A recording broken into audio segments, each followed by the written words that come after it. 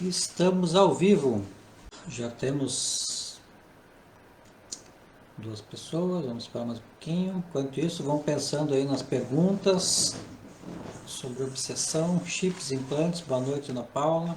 Tomara que hoje não dê problema, que a outra vez travou, o vídeo ficou meio desincronizado e tive que refazer. Guilherme pergunta se existe alguma obsessão positiva ou somente prejudicial. Bom, o termo obsessão ele já é pejorativo por si, né? Sempre quando se fala obsessão, a impressão que a gente quer passar é que é um espírito que está ali com intenção hostil, ele quer prejudicar o outro. Então, obsessão positiva. Boa noite, Célia. Boa noite, Organite. Quando a gente fala obsessão, a gente está falando de uma maneira pejorativa. É um espírito que está ali para perturbar o outro mesmo, quer provocar algum mal, né? Às vezes até a intenção na visão daquele espírito não é ruim, entendeu? Mas ele de qualquer maneira está provocando mal. A gente já viu o caso de uma mãe que morreu, aí queria que o filho morresse para ficar com ela, que amava muito, sentia falta e tal. Ela não tinha intenção de fazer o mal para a criatura, deliberadamente, mas a finalidade acabava sendo essa, que a pessoa morresse para ficar com ela por outro lado. Obsessão pode gerar ansiedade? Pode. Pode gerar ansiedade, sim. Bruno.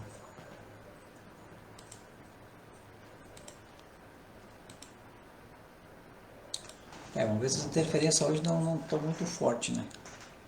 Aqui tá tudo ok, tá? Boa noite, Cláudia. Está dando uma mensagem aqui na minha tela que a taxa de quadros é excessivamente alta ou baixa. É bem interessante que ele avisa. Ou é alta barra baixa. Eu vou adivinhar. Eu não sei nem o que é isso aí. Dá bota duas opções aí. Fala, maninho. Tudo bom? A Nani tá online. Tá ao vivo. Entrou. Manda um oi pro seu Osório para ele se recuperar mais rápido aí, que tá meio baqueado. O Rafael pergunta, se não há salvamento, então... Oi, Amara. Se não há salvamento, então qual o propósito? Não há Deus também? Eu respondi da semana passada essa, né? Não tem o que ninguém... A gente só salva alguém quando está em perigo por alguma coisa real, né? Salvar de estar vivo, tipo... Jesus nos salvou, isso aí não existe mesmo, isso é bobajada. Salvou de quê? A gente está aqui para viver, né? Vamos salvar do quê? Não tem. Boa noite, a Cássia. Uns que a mãe já sou comendo. Pode ser também. Às vezes o espírito morre, não sabe que está morto e fica convivendo junto com os familiares. No caso, a tua mãe pode estar comendo contigo, se ela já morreu, se for o caso. E aí eles não percebem que estão mortos, eles acham que estão agindo que nem se fosse estivesse vivo. E aí a pessoa faz alguma coisa que ele não gosta, aí ele vai lá e reclama e acha ruim. Faz parte. O Jorge, o Rafael aqui tá perguntando, as colônias vão servir para quê se não há salvamento? Colônias é o seguinte, as coisas são cidades que existem no astral. A gente se organiza em cidade aqui no físico, também se organiza em cidade no astral. A maneira de viver é melhor, de ter um propósito, de um direcionamento para a pessoa seguir, porque tu continua vivendo lá antes de reencarnar, né? Então, lá tu precisa de habitação, tu precisa de alimentação, tu precisa de proteção, tu precisa de várias coisas. Então, existem essas colônias que são, vamos dizer assim, as cidades mais ou menos estruturadas do bem, vamos dizer assim, e tem outras colônias que não é muito falado, que são as cidades que ficam no baixo astral ou no umbral mais profundo, que são cidades praticamente iguais a que nós temos aqui. Só que nessas cidades a desigualdade é um pouco maior, você observa com mais nitidez assim, que tem alguns espíritos que dominam lá e tem uma grande massa que é dominada, que é escravizada e outras coisas semelhantes. Então as colônias, a finalidade delas é acolher as pessoas que quando morrem para lá, né? Só que aparentemente é um negócio meio elitizado, né? Não é todo mundo que vai para lá, tem que ter um certo QI. Infelizmente. A Domani Freitas Rodrigues está perguntando se existem implantes de chips. Existe, Domani. Existe implante de chips. Na vacina, não. Alertando, já adiantando, na vacina não tem chip nenhum, porque eu não ia perder tempo botando chip na vacina de ninguém, tá? Pode tomar vacina sem medo que não tem chip. Mas existe sim essa questão de chip, que o que é um chip? É um equipamento eletrônico que nós temos aqui nos nossos aparelhos eletrônicos. Um chipzinho é um pedacinho de placa ali com umas conexões ali que ele gera alguma finalidade, ele faz algum trabalho com aquilo ali. Ele alimentado com energia, ele gera alguma coisa ali, né? Tem uma finalidade. Então, no astral também tem esses chips. E o Lacerda, quando lançou o livro dele em 87, foi quem trouxe essa novidade aqui pra gente, né? Até então nunca se ouviu falar de obsessão eletrônica através de chips. Mas o Lacerda descobriu que isso existia, né? E combateu isso aí também, né? A equipe dele. Vamos falar um exemplo, uma coisa clássica, assim, bem tranquila da obsessão. Um espírito quer que tu morra, teu inimigo de vida passada, te encontrou agora vivo e quer que tu se mate. Aí ele vai ficar no teu ouvido 24 horas por dia, dizendo coisas tristes para ti, que a vida não presta, que a vida é sem graça, por que eu tô vivo, ninguém vai sentir minha falta. Esse tipo de coisa que as pessoas costumam sentir quando estão deprimidas, certo? A pessoa ouvindo isso na mente dela, ela não vai saber que tem um espírito ali falando com ela vai achar que ela mesmo está pensando aquilo ali, né? Ela acha que é o pensamento dela mesma e acaba se matando porque acha que ela está pensando aquilo. Mas é um espírito que está falando com ela. Então, se tu tem um equipamento eletrônico, um pequeno chip que tu pode implantar na pessoa e ele vai ficar mandando esse estímulo para a cabeça dela o tempo todo, as mesmas frases e palavras que o espírito ia falar, pode ser mais econômico, né? Do que ter um espírito para botar ali. Então existe esse tipo de coisa assim. Não é tão comum ultimamente. Eu acho que até a gente nunca pegou grandes quantidades de gente com chip, né? Diz que a gente trabalha com isso. De vez em quando aparece um e outro chipado aí, mas não é tão comum. Por quê? Porque isso aí sai caro também. Para construir um equipamento de alta tecnologia no astral também tem que ter acesso a quem produz isso, né? E não é qualquer espírito que morreu aí que vai ter acesso a esse tipo de coisa. Tem que ser um grupo mais estruturado, né? Que tenha condições de comprar isso aí de outros, né? Porque eles também vendem, eles fabricam e vendem para outros espíritos, mas a pessoa tem que ter alguma moeda para trocar, tem que ter alguma coisa que eles queiram. Então não é tão comum quanto as pessoas imaginam, porque hoje em dia tu vai fazer um atendimento com a pessoa de apometria, primeiro que a pessoa fala que tu tá chipado, tu tem um chip, sendo que não é assim, só que existe não quer dizer que tá em todo mundo isso aí, né? E como tem muito espírito no astral aí, desencarnado, e é muito fácil de usar eles, às vezes eu acho que é mais barato botar 10 espíritos em cima da pessoa do que tu mandar comprar um chip desse aí para botar nela. A Sônia pergunta, como lidar com os obsessores? Tentar falar com eles em pensamento piora a situação? Aí depende do obsessor, né?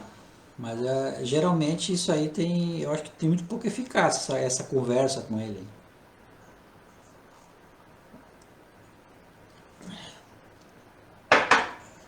Eu acho que não tem muito resultado não, porque a gente conversa com o cara, tu mostra pra ele que no passado ele já fez coisa errada pra pessoa que tá obsidiando, mostra várias vezes e o cara não tá nem aí, tá com raiva daquela ali, pronto, dominado pela emoção, não quer saber. Eu acho muito pouco improdutivo isso aí.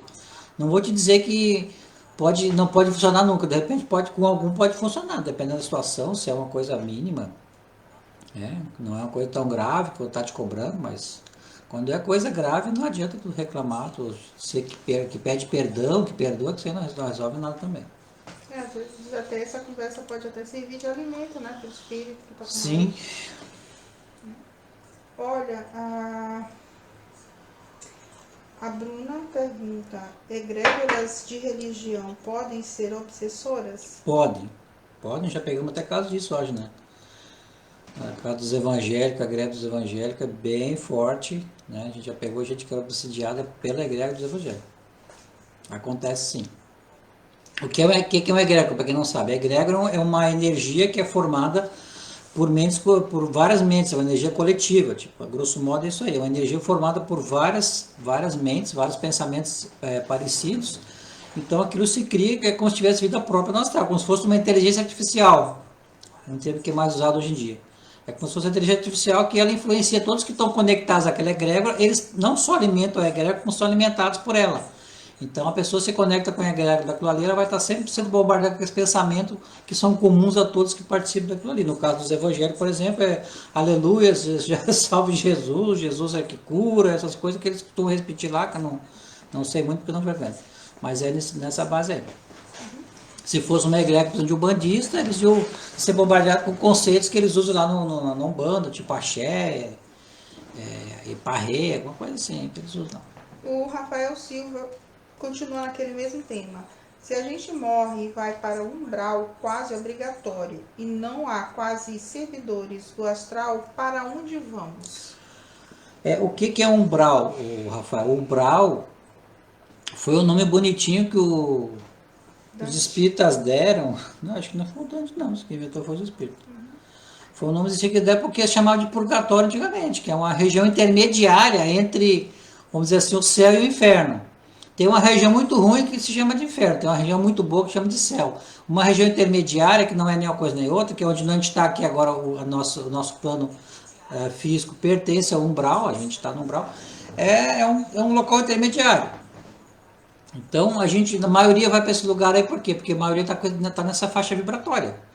Mas não quer dizer que todos vão para lá. Por exemplo, tem locais piores. Eu já falei, já comentei em vários postos sobre lixão de almas que tem no astral aí, que os espíritos são muito densos, ele morre aqui, ele já cai para uma região densa e já fica lá, amontoado lá e não sai de lá.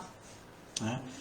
Hoje a gente atendeu uma senhora que ela já está bem idosa, está começando a ficar meio demente, e ela se desdobra e sai no astral catando o homem para ficar perto dela porque ela sente falta. Buscou uma irmã que estava morta também no umbral, e a gente viu também que ela fica caminhando, ela é meio densa, vamos dizer assim, meio pesadinha, ela anda naqueles locais que são aqueles lamaçais que está cheio de corpo no chão rastejando lá, que são aqueles espíritos bem densos mesmo. E ela fica caminhando ali, os caras estão se agarrando na perna dela, e ela nem morreu ainda, mas se ela morrer, ela vai para esse lugar aí. Então a gente vai para um local compatível com o peso do nosso corpo astral. A maioria fica por aqui mesmo porque estão tudo nessa faixa vibratória. Nem muito bom, nem muito ruim. Os que são mais ruins, aí um Lázaro da vida, aí, que é o bandido, esse vai cair para uma região mais densa. Certo? É isso aí. O Bruno Cavalcante Santana pergunta: o que são bolsões de espíritos na apometria? Certo. Bolsões de espírito é o seguinte, vamos supor que eu tive a vida na Idade Média que eu era chefe de um calabouço lá. Aqueles caras que prendiam os caras, tinha uma masmorra lá, um calabouço, um porão cheio de grade, gente presa lá, que não pagava imposto, que ia contra o senhor feudal, aquela coisa, o cara ficava preso lá. Um monte de gente. Aí muitos morreram, não perceberam que estão mortos, ficaram presos lá dentro daquela cela até hoje. Certo? Outros renasceram, mas quando vê alguma coisa que conecta com aquilo ali, ele se desdobra e vai para lá. Mas tem um grupo que ficou preso lá, morreu e não saiu de lá. Ficaram presos lá naquele local ali. Isso é um bolsão de espírito sofredor. Isso que o Lacerda cunhou esse termo justamente para falar isso aí, que é um grupo, né, um coletivo, geralmente é mais de um, que ficaram presos numa situação do passado. Pode ser uma guerra também, por exemplo, aconteceu muito conflito armado de espadas e arma branca antigamente, e muitos morreram e ficaram lutando no astral até hoje. Tem, se tu for procurar, ainda tem um lugar que tem gente brigando lá. Isso aí é um bolsão de espírito sofredor. Certo? O Bruno pergunta novamente, o Bruno Cavalcante Santana: o que é possível limpar com a apometria? Olha, no caso de bolsões, a gente consegue recolher eles todos, consegue desmanchar a forma de pensamento interno astral, miasma, larva, qualquer coisa. Isso aí depende da energia da pessoa. Aí vamos deixar claro que não é com a apometria, a pessoa que vai fazendo que tem o poder de fazer. A apometria não tem poder de fazer nada, é só uma ferramenta. Até uma coisa que eu queria me lembrei de que, não sei se eu chego a comentar isso às vezes na live, é o seguinte: a apometria é uma ferramenta que te dá muitas possibilidades, mas se tu não tiver um médium em condições, capacitado, tu não vai conseguir fazer nada igual. Entendeu? Por exemplo, eu posso desdobrar o médium e mandar ele lá para a China para ele ver um negócio lá e me falar. Agora, se o médium não tem uma evidência boa, não tem capacidade de enxergar bem em longa distância, fora do corpo, eu não vou conseguir esse resultado que a apometria promete. Entendeu? Tem muita coisa que tu pode fazer, mas tu sempre depende do médium. O médium é o instrumento. Se tu não tiver um médium muito bom, tu não vai conseguir fazer coisas muito boas, porque tu está limitado nas informações que tu vai receber. Então, a apometria é um trabalho coletivo. É o dirigente, é o médium, é a equipe espiritual, porque sem equipe espiritual a gente não faz nada também, né? Como é que se trata uma obsessão? O que eu faço quando tem obsessor? Eu tenho que tirar o cara de perto da pessoa. Já falei aqui de outras vezes, o método que eu uso mais, que eu acho mais prático de usar e menos, vai gerar menos problema para mim e para os outros, é o apagamento do espírito. Eu faço ele esquecer da pessoa que ele está obsidiando, ele esquece de tudo, aí a gente leva para. A gente que eu falo, a equipe espiritual vai levar ele para ou para um hospital ou para um local para aguardar o renascimento. Então, se não tiver um suporte do outro lado, ficaria difícil fazer esse tipo de coisa. Certo? Então, com a apometria a gente pode fazer muita coisa. Se a gente souber, tiver força para isso e tiver um respaldo no plano espiritual. Se tu não tiver um respaldo no plano espiritual, tu tem que trabalhar por conta própria. Vamos supor que eu não tivesse ninguém para me ajudar no astral e eu vou atender uma pessoa que está com um obsessor. O que eu ia fazer para tirar o obsessor de perto da pessoa? Eu posso apagar a mente dele? Posso, eu posso fazer isso, não precisaria de uma equipe espiritual para isso. Mas aí o cara ia ficar ali perto do outro. Eu ia ter que fazer o quê? Mandar ele para a Índia, para a China, para bem longe, para não ficar perto, entendeu? Ia ter que usar algum outro recurso não tão bom, vamos dizer assim, para resolver a situação. Daí é para fazer, mas não é o mais indicado, entendeu? Então a gente tem que ter apoio do astral para poder resolver muita coisa. No caso, se a pessoa está doente, tu tem que mandar para o hospital. A apometria não cura as pessoas só dando comando, só faz estalando os dedos.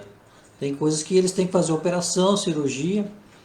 Aquilo que dá para recompor só com ectoplasma, a gente consegue recompor aqui. A gente pega espírito faltando pedaço, aí a gente dá uns comandos, aí joga bastante energia e recompõe. Mas isso ali tem coisas que precisa um tratamento que nem é tratamento aqui. Eles têm que operar, tem que abrir, fazer alguma coisa lá. E eles fazem isso. Se não tivesse esse apoio aí, ia ficar difícil. A Anabela pergunta: existem vários tipos de obsessão. Uma delas é de encarnado sobre desencarnado. Pode ampliar o assunto? Existe sim, já pegamos alguns casos, não é tão comum, né? Mas já me lembro que a gente já pegou caso de vivo perturbando o morto. O cara morreu e aí a pessoa é viva aqui, tinha muito apego com ela, muita ligação, ou tinha muita raiva de alguma coisa que a pessoa fez e ficava mantendo ela presa a ela aqui. Isso pode acontecer sim. Inclusive outro tipo de obsessão, né? Porque ela está falando aqui é sobre também outro tipo, é de vivo com obsidiando vivo. Sim, encarnado para encarnado também é comum, né? E é mais comum do que as pessoas imaginam até. Somente quando envolve namoros e ex. Esse negócio de quando se envolveu com ex e coisa assim, sempre tem. Às vezes se desdobra e vai perturbar os outros. Às vezes ficam vivendo uma na casa da outra. É uma desgraça. O Juliano Eli pergunta: boa noite. Uma outra frequência de outra vida passada de uma pessoa pode ser obsessor dela mesma na vida atual? Como lidar com isso? Pode ser sim.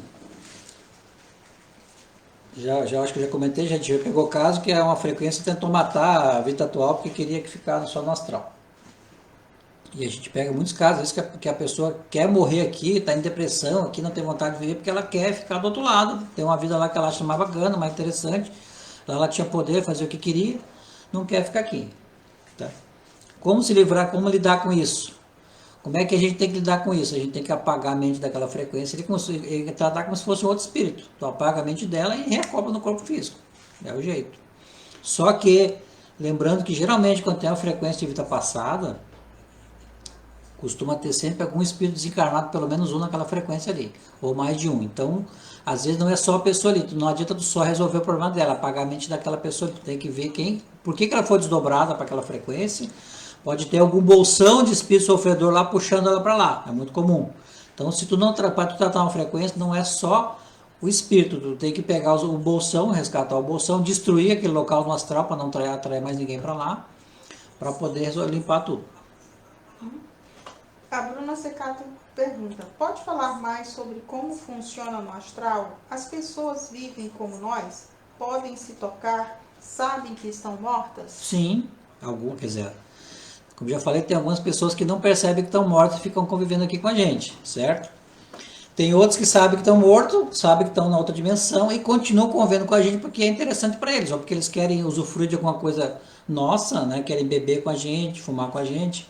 Por exemplo, quem é viciado em qualquer coisa, que ele sente necessidade, álcool, drogas, sexo, qualquer coisa, para ele poder satisfazer lá com a mesma intensidade que aqui, ele tem que ficar encostado numa pessoa que é viva. Então, se eu quero muito fazer sexo, eu estou desencarnado, eu vou procurar duas pessoas vivas aqui que estão encarnadas, que estão fazendo sexo, eu vou me encostar neles ali, eu vou absorver a energia que eles vão expelir naquele momento ali. Da mesma maneira, fumo e bebida, é muito comum ver espírito nos bares bebendo junto com as pessoas encarnadas, fumando com quem fuma, isso aí acontece muito. Agora tem aqueles que vivem lá, por exemplo, tem cidades no astral, eles sabem que estão noutra dimensão, que estão lá, e eles vivem lá como vivem aqui, tem que trabalhar, tem que fazer, só que a moeda lá geralmente é a energia, não é uma moeda como a nossa aqui, monetária. A Sânia pergunta, qual a chance de morrermos e cairmos no umbral? 100%? É quase, eu acho que diria que é quase 100%, sabe? Porque a maioria está na mesma faixa de frequência que equivale a umbral, né? Então, a maioria vai para lá mesmo. Pode ter a sorte de cair numa faixinha um pouco melhor, mais É, alta, se for né? muito bom, assim, pode ser que eu fique um pouquinho acima, ou se for mais ruim, um pouquinho abaixo, né? Não significa que vai ficar todo mundo... Um caso interessante que a gente resgatou um senhor aqui. Teve um caso bem interessante essa semana. Um rapaz solicitou o resgate do avô dele. Tinha morrido em 99, ele teve câncer de próstata, uma das pernas dele era bem inchada, bem anormal. E aí esse rapaz sonhou com esse avô, e sonhou que tinha um espírito perto dele muito denso, e no fim descobriu que era esse avô, chegou à conclusão que era esse avô aí. E acordou no sonho, estava alagando a casa dele, estava tudo inundado. Assim. E parece que uma semana antes que ele falou, né? Tinha realmente ocorrido uma inundação na casa dele. Estourou um canto do chuveiro lá e encheu de água na casa. O ralo estava entupido, Uma coisa lá. E aí ele me mandou pedido de resgate para resgatar esse avô dele. No mesmo dia que ele mandou o pedido aqui, estourou um cano de água na frente da minha casa, aqui, bem da rua, da rede da rua. Eu fui sair para levar minha filha no negócio lá, estava aquele negócio estourado.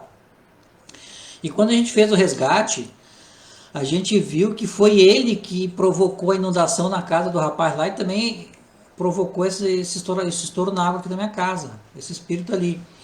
Ele estava num bolsão de espírito que era um lixão de almas. Tinha 1.200 mais ou menos, né, que a gente viu. Tinha cerca de 1.200 espíritos, 1.300 nesse local. E tinha uns ali que estavam ali há muitos séculos, eram muito antigos. O que aconteceu? Eles eram espíritos com corpo astral denso, vocês fizeram muita coisa errada no passado e caíram para essa região ali. E ficaram acumulados ali e ninguém resgatou nunca. Não? Aí, não sei como eles ficaram sabendo que a gente fazia resgate, não sei se alguém assoprou para ele lá, o que foi.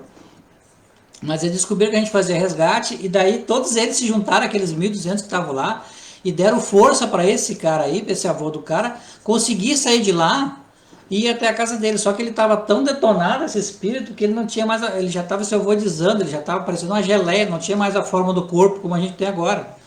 E aí, a maneira dele chegar ele estava num lugar tão denso que para chegar no umbral, ele foi meio que como se fosse um líquido, e a água que ele fez escorrer lá foi o que deu força para ele poder chegar aqui e ficar aqui sem cair para lá de novo. Foi um troço muito louco assim, tinha alguma coisa a ver com a água, a gente não entendeu bem como que foi isso aí, mas ele é como se ele tivesse entrado na água e a água escorreu por causa dele, um negócio muito louco. Então a chance de cair no umbral é bem alta mesmo. Se cair, né, vamos dizer assim, tá com sorte, porque podia ir para um lugar pior. O Maninho Energias Vibracionais pergunta, Gelson, e quando sonhamos que mantemos relação com o ex sem querer? É a pessoa se desdobrando, fazendo contato? É chato porque é pessoa que a gente está separado há muito tempo. Então, o sonho pode ser várias coisas. O sonho pode ser uma coisa que tu tem vontade de fazer e tu mentaliza que está fazendo. É como pode ser uma coisa que tu fez fora do corpo, tu te desdobrou e foi fazer uma coisa que tu queria fazer, né? E aí, às vezes, até com coisa que tu tá pensando, que tu gostaria de fazer, e tu pensa, e aí tu acaba projetando isso aí durante o sono. Então, e pode ser uma mistura de tudo isso aí. Provavelmente ele vai. No caso de quando sonha com uma pessoa conhecida, com eles, geralmente é porque você ainda gosta dela, vai atrás dela para se encontrar com ela mesmo. Ia acontecer. Reine Prado, boa noite. Por que tem espíritos que não percebem que morreram? Ficam vagando ou alguns até dormindo paralisados? Isso tem a ver com a evolução espiritual de cada um, né? o momento da morte. Tem vários fatores, mas o mais importante é o grau evolutivo que ele se encontra já na trajetória dele. Porque se o espírito é muito apegado à matéria, às vezes sente mais dificuldade de perceber que está no local fora da matéria.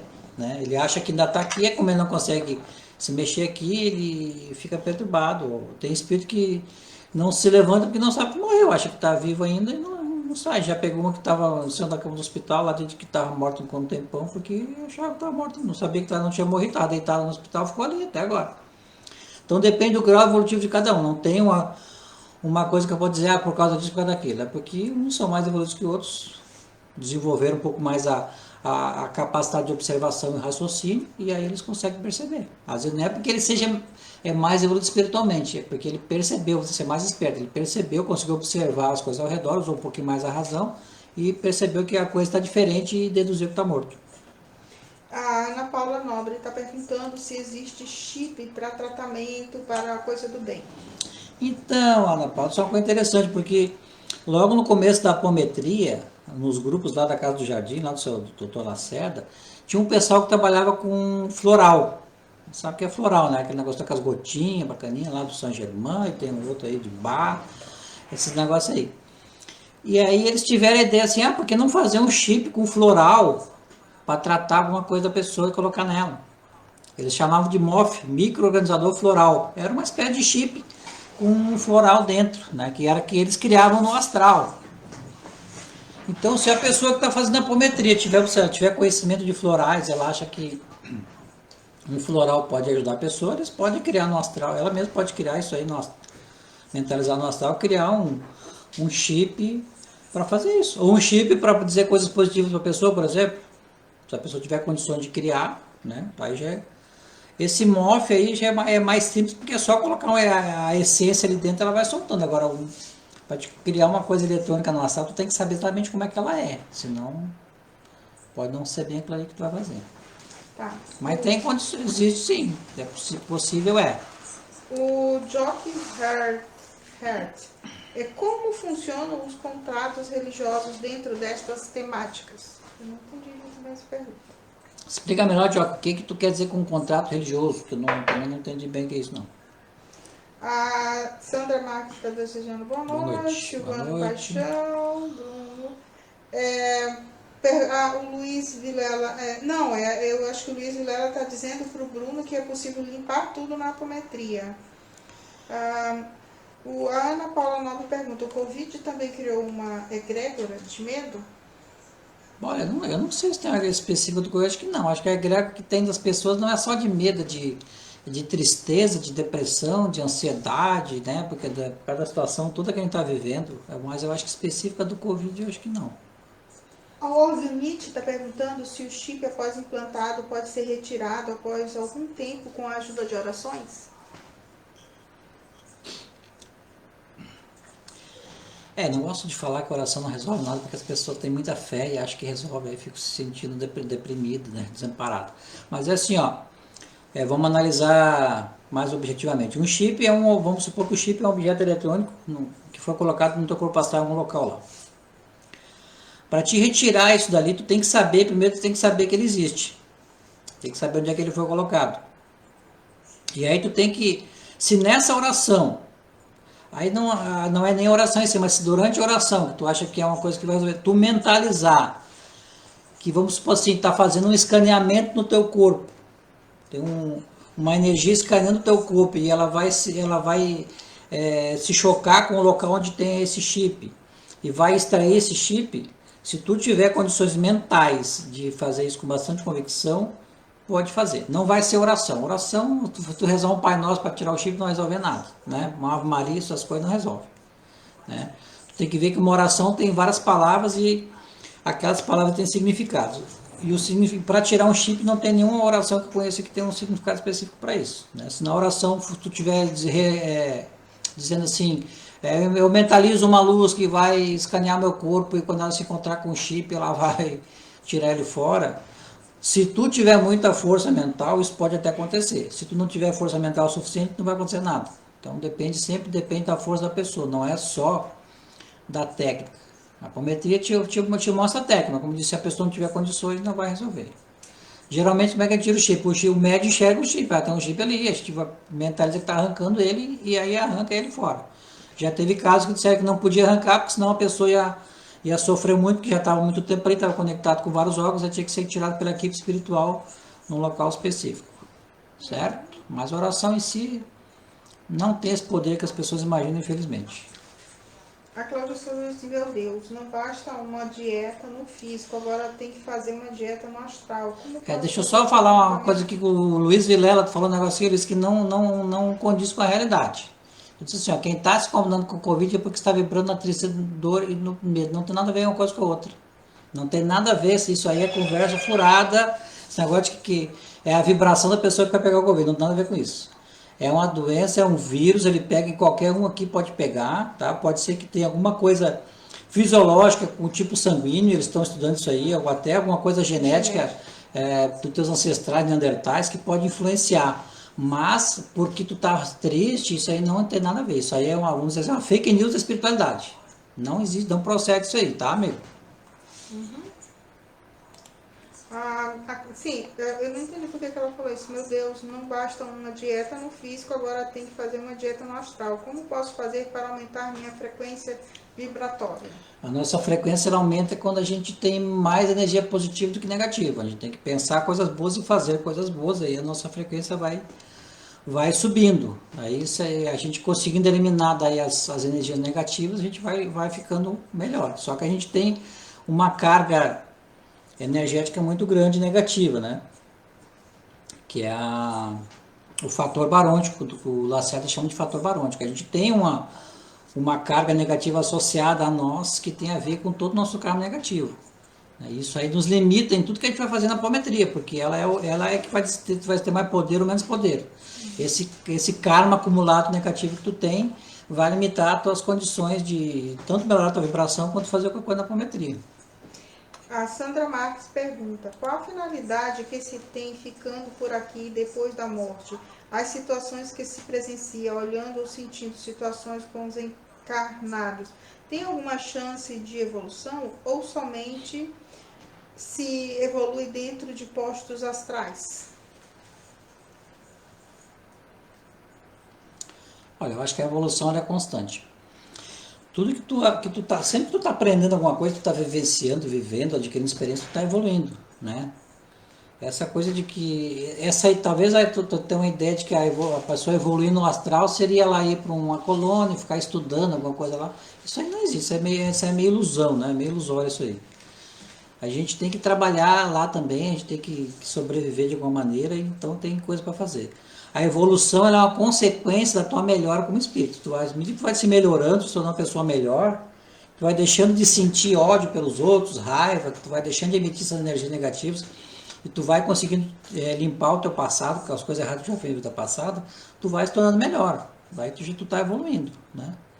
A evolução, às vezes, ela não te propicia um benefício muito imediato, né? Até acho que eu comentei isso na outra live. Às vezes a pessoa passou a vida inteira meditando, estudando, fazendo coisas para si, para se tornar melhor, mas isso aí não vai mudar em nada o teu fator barônico, o teu karma acumulado negativo não vai mudar em nada se tu te melhorar aqui. O que vai fazer tu te melhorar, o que vai afetar o teu karma passado, é as coisas boas que tu vai fazer aqui, as ações positivas que tu fizer.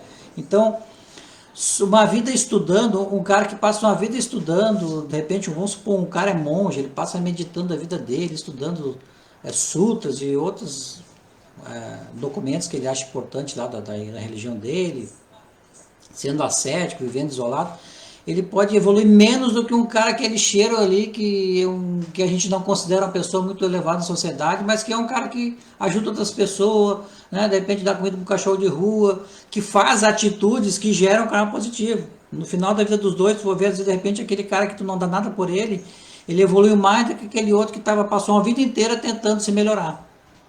Isso é muito relativo. Então a gente evolui sempre, né?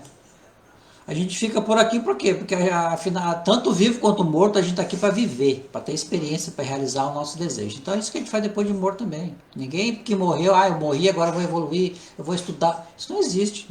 Não existe aqui, não existe lá. A gente estuda quando tem condições, quando pode e quando é interessante pra gente. Quando não é, a gente quer viver, quer fazer outras coisas. Solange Manioto. Como fazer para que não aconteça desdobramentos involuntários de uma pessoa que está em desequilíbrio emocional? Essa pessoa não consegue parar no corpo e passa a maior parte do tempo visualizando o plano extrafísico. Então, esse negócio de desdobramento involuntário, a gente observou que a gente já tem muita gente com Alzheimer já. E a gente observou que esse pessoal que tem Alzheimer, por exemplo, eles ficam muito tempo desdobrado fora do corpo. Ele quase não fica acoplado. Fica muito desacoplado, mas como ainda está ligado, surge uma espécie de mediunidade. Então a pessoa fica vendo coisa do outro lado, acessando memória de vida passada que está no centro do corpo astral e fica totalmente pirado. E uma técnica que a gente desenvolveu aqui, meio que empiricamente, para resolver isso aí, para tratar isso, é enfaixar o espírito no corpo, tipo fosse uma múmia. A gente cria faixas para manter ao redor do corpo astral, para manter ele, claro que é uma faixa vibracional, né, que mantém ele preso ao físico, para diminuir isso aí. Já tivemos casos que até ajudou bastante, a pessoa melhorou bastante. E é uma coisa que até pode ser usada em pessoas com esse problema aí de desdobramento involuntário, que geralmente é problema na teletérica. Nós já teve um caso aqui que a pessoa tinha a teletérica tão detonada que ele sentia tudo do outro lado. Aí eles colocaram tipo a roupa de astronauta nele, assim, que é um negócio para isolar ele. Então, isso é um karma, né? É uma mediunidade, é um karma, essa questão do desdobramento também. A pessoa deve ter feito muita coisa errada, né? O desequilíbrio emocional ele provoca rompimento da teletérica e aí a pessoa acaba ficando mais suscetível de receber as coisas do astral. Então é um karma complicado, a pessoa vai sofrer bastante para tratar. E não tem um tratamento assim que vai tratar. Também para a pessoa tratar, ela tem que ter acesso a quem faz o tratamento. Né? Se ela não tem, ela vai sofrer mesmo. Se eu atender uma pessoa que está com esse problema, a gente vai tentar fazer isso aí. A gente vai ver se a equipe espiritual consegue dar uma melhorada na teletérica dele, né? Mas a teletérica a gente já expliquei aqui, a gente não consegue recuperar ela na mesma vida. Às vezes tu leva 2 ou 3 dias para recuperar a tua teletérica, porque está muito degradado, tem que fazer vários nascimentos para poder recuperar ela. Então a pessoa vai sofrer bastante com isso. A Sânia pergunta, nos trabalhos de apometria é necessário ter quantos médios? Um maior número de médios ajudaria na confirmação das informações que são vistas no astral? Lembro, Sim, nos seus cursos, que você perguntava para vários médios que eles viam da a mesma mesma situação. situação. Sim, se tu tem mais médios, é bom se tu caiu dos cursos, né, como são esses médicos que não trabalham comigo, e eles têm mediunidade, eu sei que tem, mas aí para confirmar se não está vendo a coisa certa, eu peço para vários eles verem. No meu grupo aqui, por exemplo, que os médicos já trabalham comigo há muitos anos, quando a gente faz reunião aqui com todos os médicos, eu não fico pedindo para um checar o que o outro vê, porque como eles já estão acostumados a trabalhar, quem vê, pega, entendeu? Quem tem que resolver. Se o cara vê uma situação lá, ele já vai resolvendo. Aí o outro aqui começa a ver outra situação, vai resolvendo aquilo também. Aí cada um às vezes trata de alguma coisa. Quando é uma coisa mais pesada que ele não consegue resolver sozinho, daí eu peço para ele me botar no meio da história lá, ou pedir para outro ajudar, para ver se confirma. E também já aconteceu aqui, de todos os médicos estar vendo uma coisa e eu que não enxergo nada dizer que não é aquilo que está errado, que eles têm que olhar de novo porque não é aquilo. Aí eu insisti bastante até que aí eles conseguem perceber que eles estavam iludidos. Já aconteceu também, não foi nenhuma nem 2 vezes. Então a intuição da gente ela funciona também nessa parte com controle de qualidade. Mas é bom ter vários médios. O Lacerda disse que uma equipe ideal para ele seria, se não me engano, de 8 pessoas. Teria um dirigente assistente, 2 médicos de incorporação, 2 videntes, uma pessoa para escrever as coisas, só para anotar, e uma outra pessoa para dar só suporte ectoplasma. Mais ou menos isso aí. Mas se for demais também fica difícil de controlar às vezes, né? Pode ser complicado dirigir todo mundo. Assim, Às vezes tu tem que estar bem esperto, porque se cada um começa a ver uma coisa ao mesmo tempo, tu tem que ver o que é importante, se precisa da tua interferência em alguma daquelas coisas ali, se ele está vendo certinho mesmo, pode dar um pouquinho de trabalho. Ana Paula Nobre, podemos ir para o astral conforme nossa forma de pensamento, no caso de irmos para lugares conforme nossas crenças? Podemos ir pro astral conforme nossa forma de pensamento. Não entendi bem o que tu quer dizer isso aí, Ana Paula, repete aí. Explica melhor aí. Conforme no caso de ir para lugares conforme nossas crenças. Tipo, se tu acredita que existe anjo, tu vai pro céu? Não, não entendi bem como é que é. Fala mais sobre isso aí que eu não entendi bem como é que é a tua pergunta, tá? A Edna Macedo, olá, boa noite. Uma dúvida: o que é o que chamam de vida passada, solta ou aberta? Como acontece esse tipo de fenômeno? Como é detectado e tratado essa situação? Isso a gente tratou numa live específica que é a frequências de o que é a frequência da apometria, o que são frequências da apometria. Tá lá no nosso canal no YouTube, para quem não assistiu ainda. Vou botar aqui o. Isso eu acho que é Geossocialist.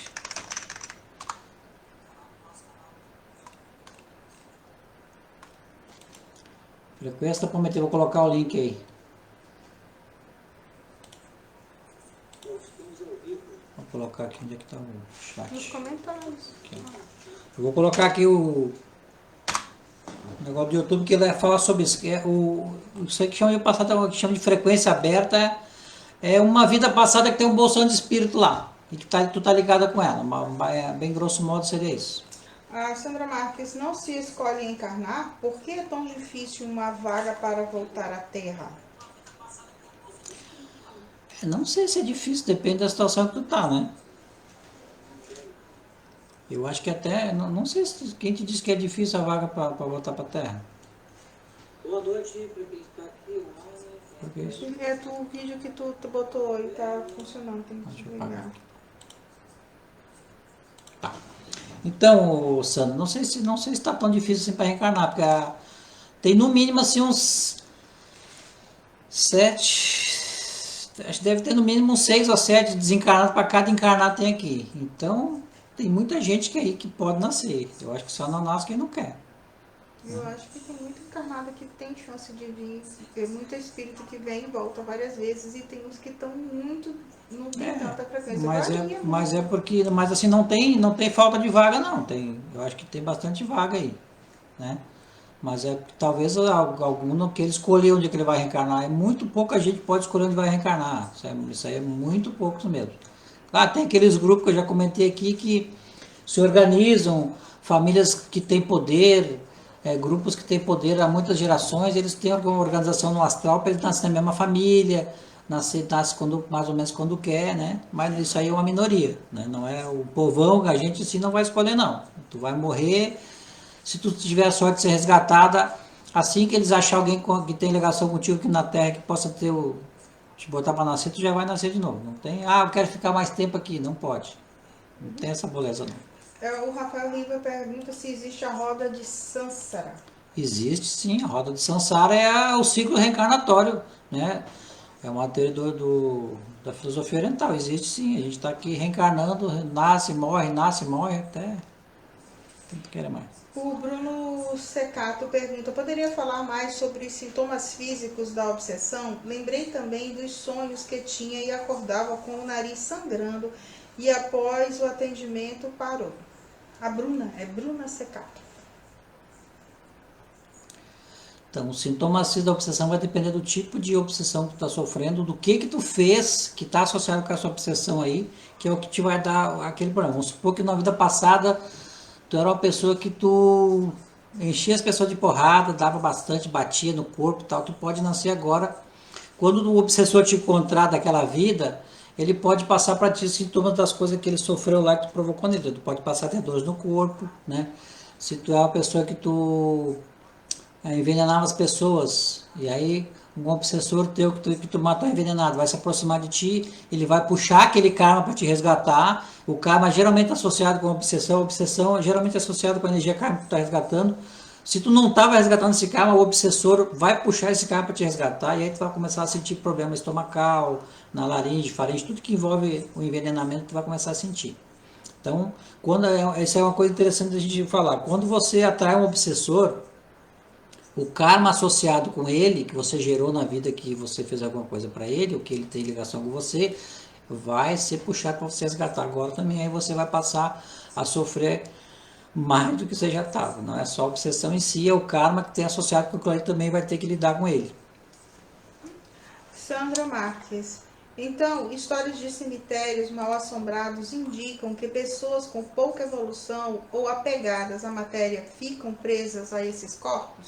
Sim, acontece, né? No Os cemitério tem muita gente que é enterrada ali, então tem espíritos de vários graus evolutivos. Tem muitos que ficam no cemitério lá dentro do caixão, que não sabe que morreram, ou mesmo que se morrer não sabe onde é que não sabe que pode levantar e sair dali. Tem muitos que acontecem dali, né? Inclusive nos trabalhos de macumba pesada, que é coisa de cemitério, que é para matar alguém, às vezes eles vão lá no cemitério catar um morto lá que está no caixão lá, ou está na tumba dele, para botar lá da pessoa para provocar mal para ela.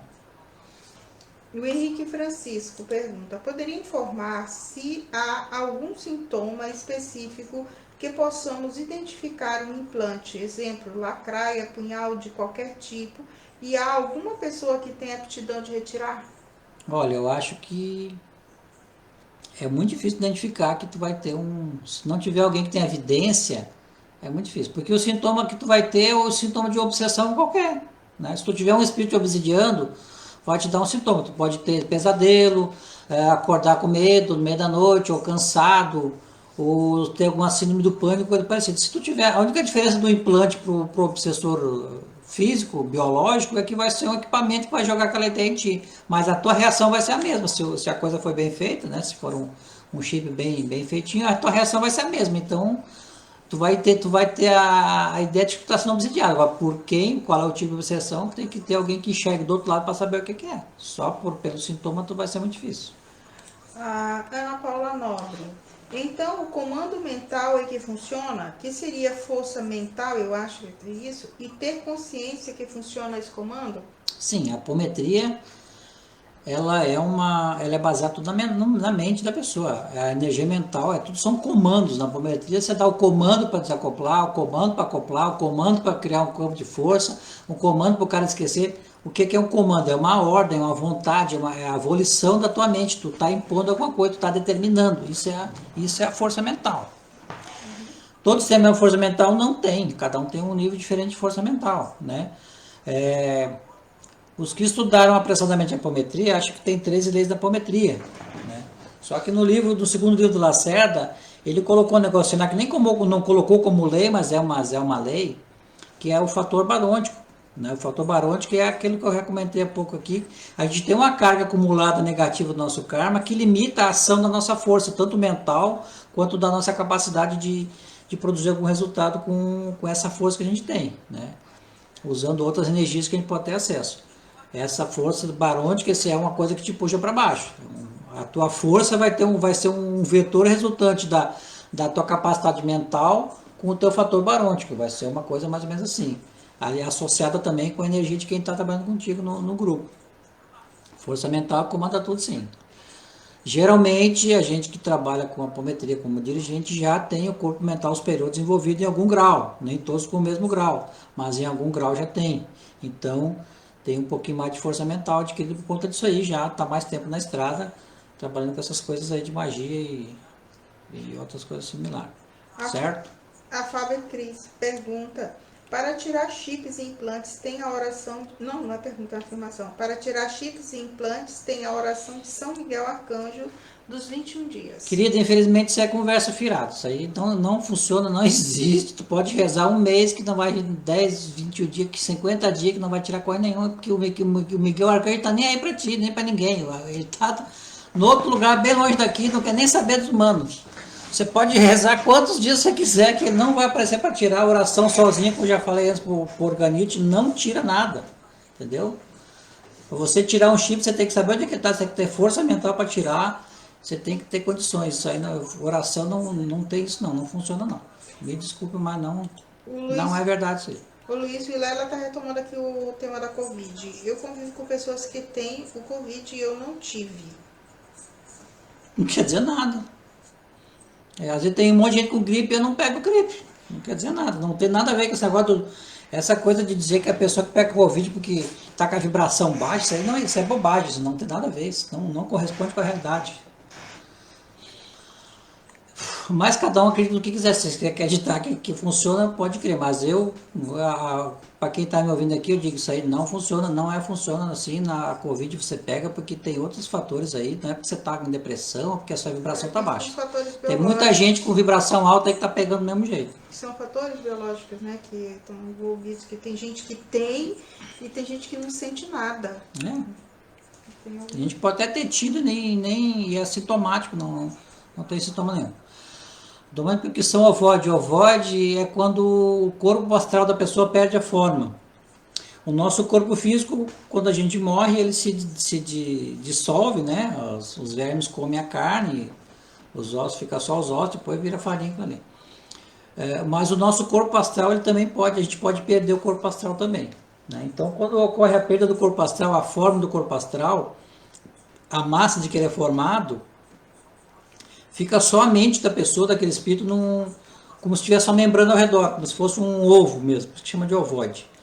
Tem uma mente ali dentro, que é uma energia que tu não enxerga, mas é a mente dele ali, que seria o mental inferior, envolto numa membranazinha só, que mantém ele ali, não consegue se locomover, é uma coisa que é muito usada em obsessão, porque a pessoa geralmente ela se fechou no monoideísmo quando ele está ovoidizado, ou ela teve ou era muito ruim mesmo, perdeu o corpo astral porque era muito ruim.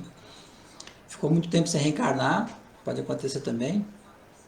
Ou foi atacado por outro espírito no astral. Também acontece a pessoa virar ovoide porque ela é devorada por animais, por outros seres que existem no astral, até outros que são humanos mesmo, e se transformam em bicho, em monstro, né? Então a pessoa perdendo a forma do corpo astral, fica o ovoide, certo?